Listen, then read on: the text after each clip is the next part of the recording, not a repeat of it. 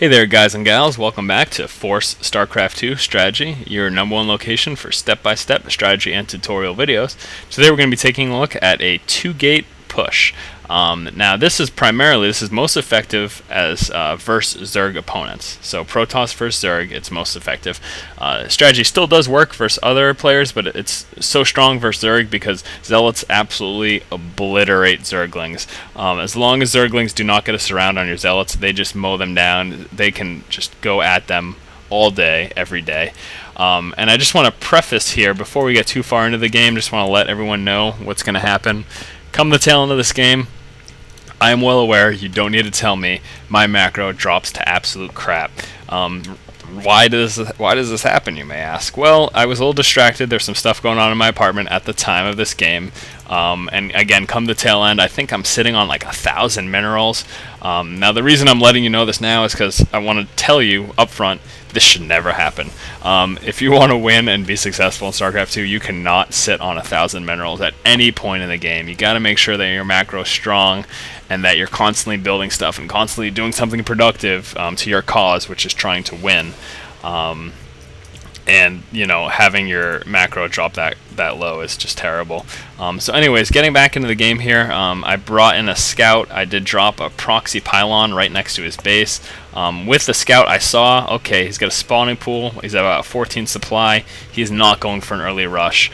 In fact, you can almost assume that at 14 supply, if you see a spawning pool, that he might be going 14 pool, 15 hatch, and guess what? That is exactly what he is doing. So I am moving back here. I am building a gateway, my second gateway actually. My first gateway's already gone down, and I see that he is expanding right here. So I know, alright, this is perfect. Well, first I think, oh wait, I screwed up. But then apparently he couldn't see this here. So just a little word of advice: if you happen to try the strategy on this map, build your proxy gateway over here. Much better location. So what are we looking at as far as time is concerned? Start the game as usual, building probes, getting up probes, getting your mining up. At about 9 supply, you want to build your pylon in front of your base. I also built another pylon, my proxy pylon, right next to their base at 10 supply. And then at 12 supply, you want to get your first gateway. At about 14 supplies, when I got my proxy gateway right next to his base. And then from that point forward, I made some more probes. And once I get to this point at about 20 supply, I stop making probes for the time being, and I use all my minerals to pump out Zealots. So you want to make sure you save up your Chrono Boost as well.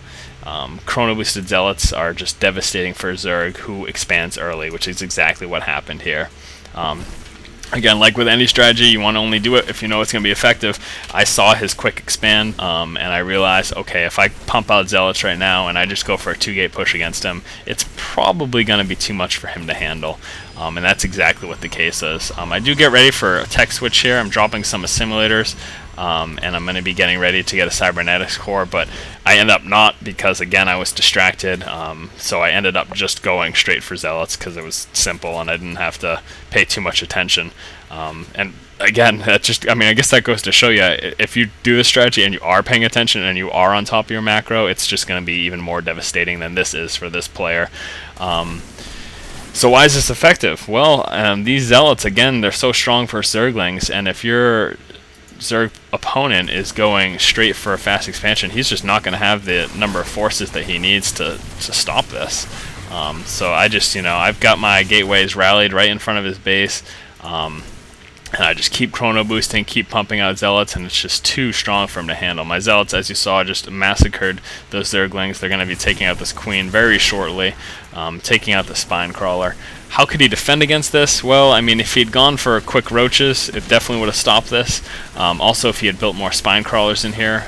But he wasn't able to do that because he spent all of his minerals, again, on this expansion.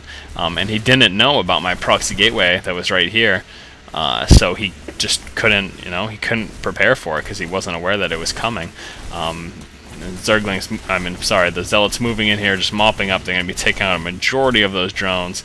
I already have 3 right here at this expansion, even more coming, more being Chrono Boosted still. And again, this is the point where my macro was just kind of, don't let this happen, ever, ever, ever. At the very least, even if I didn't go for a tech switch and I hadn't built the Cybernetics Core, you could have gotten like 3 or 4 more gateways to get even more zealots and make it even more ridiculous, as if it's not ridiculous enough. I mean, look at these zealots. There's nothing that the Zerg player's doing that's going to stop this here. So yeah, real quick overview again. 9 supply, you're going to be building your first pylon, and about 10 supply, you build your proxy pylon. Once you get to 12 supply, you're going to be building your first gateway, which is, I usually put the first gateway inside of my base just so if they do scout me, it doesn't look too unusual. Second gateway, your proxy gateway, is going to be built about 13 or 14 supply, and then from that point on, again, save up your Chrono Boost and just pump out zealots, and it's just too much for them to handle. And again, if you pay attention, if you don't let this blunder happen, it could be even more ridiculous than this. So once again, this has been Force StarCraft 2 strategy. Please stay tuned for more videos and keep watching and keep owning, guys.